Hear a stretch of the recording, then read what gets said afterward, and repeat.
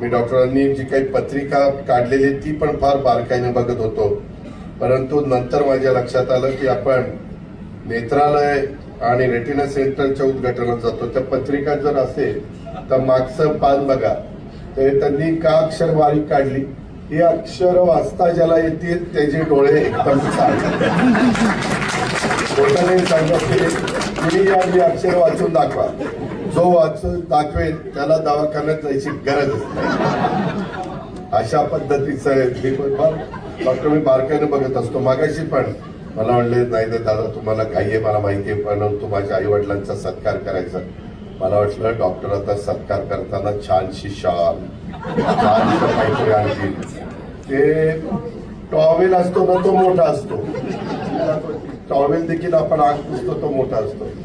मला म्हणलं दवाखान्यात कुठं काटकसर झाली नाही, काही प्रत्येक गोष्टी केल्या, परंतु वडिलांना शॉर्ट टाकताना फार डॉक्टर काटकसर ही वागणं बरं नव्हतं.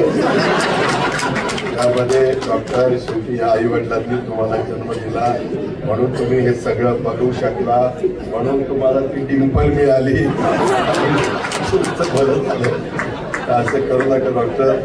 बाकीचे मला म्हणतातच की ह्याला बोलवायचं म्हणजे काय बोलेल सांगता येत नाही, पण मी खरं बोलत असतो, चुकीचं बोलत नाही.